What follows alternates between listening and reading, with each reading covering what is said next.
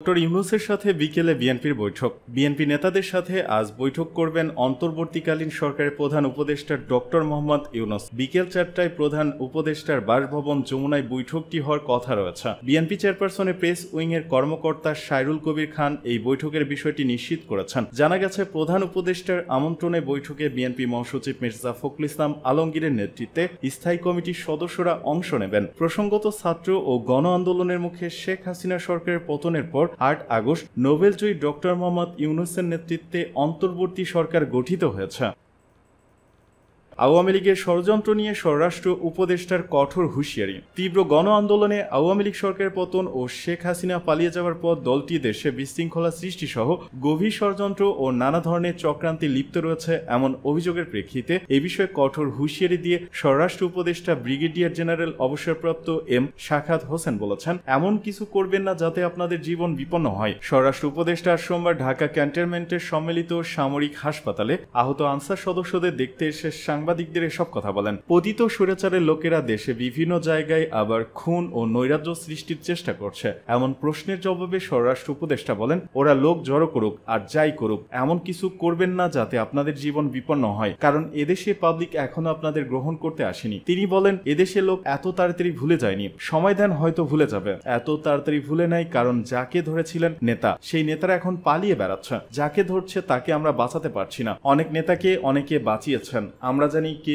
কোথায় আছে। ক্ষমতাচ্যুত আওয়ামী লীগের উদ্দেশ্যে শাখাত হোসেন বলেন, আমি বরং মনে করি আপনারা আপনাদের পার্টি রিঅর্গানাইজ করেন, ইলেকশন এলে কন্টেস্ট করবেন, জনগণ ভোট দিলে ভোটে যাবেন। ছাত্র জনতার গণ অভ্যুত্থানে আওয়ামী লীগ সরকারের পতন হয়েছে উল্লেখ করে স্বরাষ্ট্র উপদেষ্টা বলেন, আমাদের ইয়াং জেনারেশন এটা করেছে। They have given their life, যেটা আপনারা কোনোদিন দিতে পারতেন না। বুক পেতে দাঁড়িয়ে আছে পুলিশের গুলি খাওয়ার জন্য, তাদের দুঃখ নাই। They all smiling. এরা যতদিন আছে আমাদের কথা বাদ দেন, আমরা দৌড় দেব। এরা যতদিন আছে এরা দৌড়াবে না। They will face you. So please, আমি অনুরোধ করছি, আমি একজন সিনিয়র সিটিজেন হিসেবে বলছি, দয়া করে দেশটাকে স্বাধীন রাখেন আর পরাধীন হতে দেবেন না। সেনার গাড়িতে হামলা, গোপালগঞ্জ আওয়ামী লীগের দুঃখ প্রকাশ। রাষ্ট্রের আইন শৃঙ্খলা বাহিনী আমাদের শত্রু নয়, তাদের প্রতি কোনো প্রকার শক্তি প্রদর্শন করা যাবে না, বলেন জেলা আওয়ামী লীগের সাধারণ সম্পাদক। গোপালগঞ্জের সেনাবাহিনীর গাড়ি পুড়িয়ে দেওয়ার ঘটনায় জেলা আওয়ামী লীগ দুঃখ প্রকাশ করে নেতাকর্মীদের দেশীয় অস্ত্রশস্ত্র ও লাঠিসোঁটা ছাড়া শান্তিপূর্ণ বিক্ষোভ করার নির্দেশ দিয়েছে। আইন শৃঙ্খলা ও নিরাপত্তা বাহিনী আওয়ামী লীগের প্রতিপক্ষ নয় জানিয়ে বলা হয়, শনিবারে ঘটনাটি মুজিব আদর্শের সৈনিকদের সঙ্গে বেমানান। রোববার দুপুরে জেলা আওয়ামী লীগ কার্যালয়ে জরুরি সভায় কমিটির সাধারণ সম্পাদক GM শাহাবুদ্দিন আজম বলেন, সেনাবাহিনী আমাদের প্রতিপক্ষ নয়, তাদেরকে কাজ করতে সহায়তা করতে হবে। জেলা আওয়ামী লীগের দপ্তর সম্পাদক ইলিয়াস হক এক বিজ্ঞপ্তিতে বলেন, অঘটনের জন্য জেলা আওয়ামী লীগের পক্ষ থেকে আমি সেনাবাহিনীর কাছে দুঃখ প্রকাশ করছি। ভবিষ্যতে এরকম কোনো অঘটন ঘটলে তার দায় জেলা আওয়ামী লীগ নেবে না। আমরা তাকে দুষ্কৃতিকারী হিসেবে আইন শৃঙ্খলা রক্ষাকারী বাহিনীর হাতে তুলে দেব। শেখ হাসিনার নেতৃত্বাধীন সরকার পতনের পর গোপালগঞ্জের টানা বিক্ষোভের মধ্যে শনিবার সেনাবাহিনীর একটি গাড়িতে আগুন ও তাদের অস্ত্র ছিনিয়ে নেওয়ার ঘটনা ঘটে।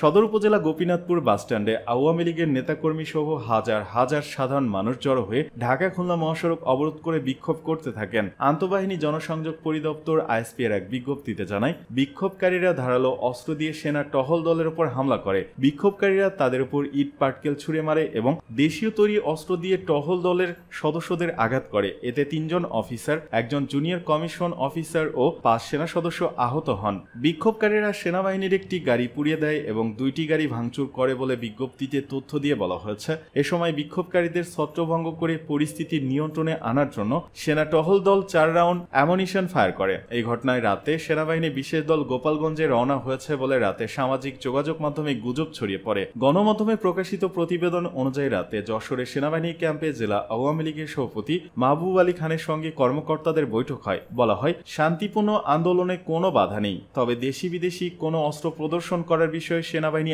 আপত্তি জানায়। সকালে মাহবুব আলী খানের সভাপতিত্বে জেলা আওয়ামী লীগের জরুরি সভায় মূল দলের পাশাপাশি সহযোগী সংগঠনের নেতাকর্মীরা উপস্থিত ছিলেন। জেলা আওয়ামী লীগের সাধারণ সম্পাদক শাহাব উদ্দিন আজম বলেন, এরপরে কোনো নেতা বা কর্মী যদি বিশৃঙ্খলা করে তাহলে জেলা আওয়ামী লীগ তার দায় দায়িত্ব নেবে না। এদিকে শনিবার সেনাবাহিনীর কাছ থেকে ছিনিয়ে নেওয়া অস্ত্র এবং 2টি মোবাইল ফোন রোববার গোপালগঞ্জ সদর উপজেলার জালালাবাদ ইউনিয়নের সোটফাখালী গ্রামের এক বাড়ি থেকে উদ্ধার করা হয় বলে দাবি করেছেন স্থানীয় 2 আওয়ামী লীগ নেতা।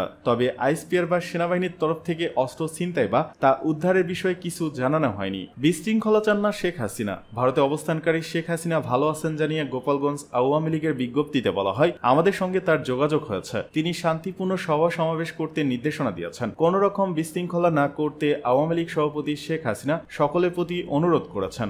গত 5 আগস্ট সরকার পতনের পর দেশজুড়ে নৈরাজ্য ও হামলার মধ্যেও গোপালগঞ্জ শান্ত ছিল। তবে শনিবার রাতে সেনা অভিযান চলতে পারে এমন আতঙ্ক ছিল মানুষের মধ্যে।